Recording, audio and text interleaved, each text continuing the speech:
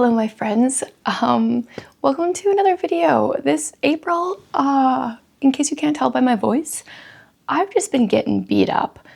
In my last video a week ago, I shared that I was sick and I thought maybe I was better, but I wasn't sure. Well, it turns out I had a few days more of fevers after that video. Then I thought I was getting better, and the kids and I went to Saskatchewan to celebrate Easter with my family. And as I was driving, I just felt worse and worse. So the next morning, I spent the morning in a walk-in clinic, found out I have pneumonia. Now we're back home, and I've got a few days of antibiotics in me, but like my voice is still not there. My energy is still not there. I'm not feeling 100%. So, I mean, I'm feeling a lot better. I'm not like in a comatose state anymore, so that's great. But not 100% better. So I just thought I would do a little chatty video today. I don't have the energy to do the videos I have lined up to do. So we're just going to chat about a few books that I'm reading, a few books I've gotten from the library, some books I'm excited to read, stuff like that. And I do have a cup of tea here to help me make it through. My voice already sounds terrible to begin with, so I'm not sure it's really going to get any better, but hopefully I can make it through. Hopefully I don't have a coughing fit and we're good. Okay, currently reading. First of all, we drove home yesterday and I was listening to Mistress Pat on the drive. There is someone on YouTube that did the audio for this book like 4 years ago. I found out about it from Amy at Hearthridge, and I'm really enjoying it. This is the second book in this like duology. The first one is Pat of Silver Bush. I always forget which one, like the titles of these ones and which one's what. And when I read the first book, I think I did it as a book club. Did I do that with Amy even? Who did I do that with? I don't remember. But a lot of people had troubles. There is Judy. She's like the cook maid. I don't really know who she is. She has a very thick Irish accent, and it can be very hard to read. I thought that by the time I was getting into Pat of Silverbush, it was easier to read the accent. But I'm finding the person that does the audio narration on YouTube does a really great job. Like it's still a thick accent and it's kind of hard to understand, but I think I'm getting more out of it than I would physically reading it. So yeah, I got to page 84 yesterday, which is almost the entire first year. This book has, I thought it was 10 years. There's 11 years in here. Obviously the years are pretty short, some of them. And we follow Pat, who is Patricia Gardner. And now in this book, I think it starts when she's 20. So it's gonna probably end when she's 31. And she is of the age to be, marrying, interested in boys. But Pat loves Silverbush, like her home, more than anything. Like she doesn't want to leave because she just loves her home. She doesn't really like change. And I'm assuming there's going to be quite a bit of change over these years. I had to, after we got back yesterday, I had to go through and do some highlights and underlining and try to find the lines that I enjoyed so much, because there were quite a few. Definitely enjoying it, and yeah, I feel like the audio helps. So if you struggled with Pat of Silverbush, I think she also has that one on YouTube as well. I am almost finished another book, which I will talk about, but I also want to mention, now, once this video goes live, there will have been two, I'm starting like this new series on Substack, which is like blog/newsletter. It's free. It's called 7 on Sundays, where I share like 7 things. Maybe it's things I'm enjoying, maybe it's not. There might be a little bit of overlap in this video and Sunday's newsletter, but I'm just really enjoying it. It's like a little bit more old school blogging, and it makes me like look at my week and think like, what are 7 things I can share? In some ways, 7 isn't a big number, and then at certain times it's like, oh my goodness, how do I find 7 things? And it's just making me more aware of my week, which has been hard the last 2 weeks because I've been out of it sick-wise, but I think it's going to be a really good practice for me. So if you want, my newsletter is always /Substack, same thing, is always linked in the description. You can just sign up for free and then you'll get an email when I send it out. Sometimes there'll be like book deals, what I'm currently reading, things I'm loving, enjoying, all sorts of things. Okay, and then the other book, I am planning on finishing this today, I think, because I am 82% in, and that is The Things We Can Change. I'll just put up a picture for you. This is by Corinne Norton, and it is a science fiction time travel book, which is kind of breaking my brain a little bit. It's taking me a long time to read. I think it's almost 500 pages, so like it's a thick book, but also like I just haven't had the mental capacity to read much or read for very long. Today I can feel like my attention span is coming back. And it's very interesting. The idea is we start out in this certain time, I think it's 2082 or so, and we are with this man and a woman. He is called the handler and she is called the traveler. She is going to be going back in time, but they both have these communication devices where they can talk to each other in their minds. And she's supposed to be going back 52 years to 2030 because in 2030, a lab blows up and this like very deadly virus is released, which is causing destruction in their current time, 2082. And yeah, so we're following them as this stuff, all sorts of stuff goes down.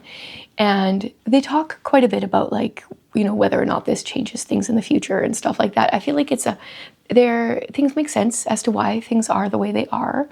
And I don't know, I'm just enjoying the ride. I've been very curious to know where it's going. And now I have 55 minutes to go according to my Kobo here, 82%. And I don't know how things are going to end. So enjoying it though, very much enjoying it. If you like science fiction, it's totally clean. She is a Christian, but this is not a Christian book in any way.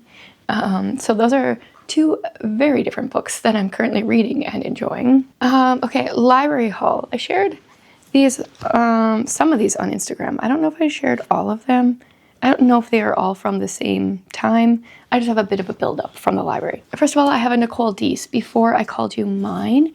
This one has to do with adoption of some sort. I don't know where I heard about that, but my daughter read it after I got it from the library, and she really wants me to read it. I'm realizing how dirty this copy is. I'll clean that up.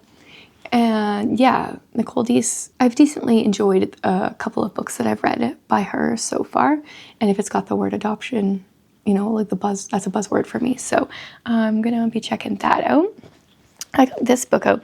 I used to follow, well, she used to do things online. It's by Elise Blaha Kripe.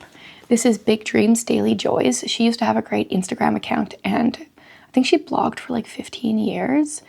And very creative, very inspiring. So I loved her stuff. The only thing is, like, this book, like, obviously her Instagram and her blog are very visual. And I feel like this should be more of a coffee table book with, like, pictures from her life in it.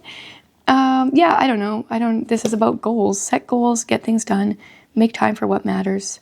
She has been pretty much offline now for the last couple of years. She just started a paid newsletter now. But yeah, I don't know. I always like to find inspiration from people that inspire me, and she's one of those people. Then this is a suspense thriller, I think, book that I heard good things about. The Lies We Trade by Christine Delano. I believe she is a Christian, but this is potentially not a Christian book. I'm not sure. I don't even know what it's about. A high-powered Wall Street career, a beautiful family in a quiet suburban neighborhood. She seems to have everything, which means she has everything to lose. Okay, she's having a great week. As she prepares to celebrate, the plates she kept spinning for years begin to crash. Her marriage reaches a breaking point. Her conscientious teenager acts out. Someone vandalizes her home. Someone goes rogue at work. And okay, so I'm not sure. I heard good things somewhere a while ago, and then I totally forgot about like who said it and stuff. But when I'm in the mood for a thriller, if I'm in the mood before that has to go back, I want to read that. And then I got 2 bird poetry books. These were inspired by Heather at The Reading Mama. She read from the Cuckoo's Haiku and other birding poems in her poetry month that she's doing this month. This book is really pretty. It's got really beautiful watercolor art, and are they all haikus? I don't even know. Yeah, it's very beautiful for sure. So there was that one. And then I also saw this one at the library. It's called Hawk's Kettle, Puffin's Wheel, and Other Poems of Bird in Flight. I don't think the illustrations are quite as good, but, and I think it's just like a variety of different kinds of poems. Yeah, I don't know. Looks fun. I like birds. I like poetry, so why not combine the two? And then I thought I would share a book that I just got in the mail today, / it might have been there for a bit, but I just checked the mail today. I got The Life She Forgot by Joanna Davidson Politano. So this is her upcoming book. It's coming out Tuesday, April 21st, I think, if that lines up. And she is starting a series. Her other books have all been standalones. So some of them like are linked, if you know, but considered standalones. So this is going to be The House on the Edge of the Cliff is the series. And yeah, this is set in Cornwall. Yeah. Oh man, you guys, the travel itch. Okay, Cornwall, this is gonna be great. We're in 1913 and then also in 1947. So in 1913, for 3 years, Marin has lived without a past. When she faces being locked away for her own protection, she takes a daring chance on a hasty marriage. And then she starts to remember another man and another wedding. And then in 1947, haunted by the war and estranged from the wife he still loves, William Crawford is determined to save his family home, even if it means selling the mysterious portrait of Marin Dunn hidden in his cottage. But Marin's secrets could upend everything or offer a redemption he never expected. Yeah, so she does great with her stories. I always enjoy them.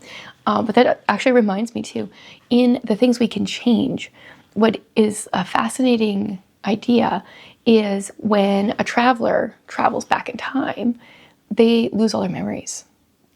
And so like that's a whole different element to this story that has been very fascinating. And I really like stories that I would hate this in real life, but that have to do with like people forgetting their life for some reason or other. I don't want that in real life, but it's a very interesting element. So excited to read this soon. Now I need to have a drink. So I think I'm going to stop there.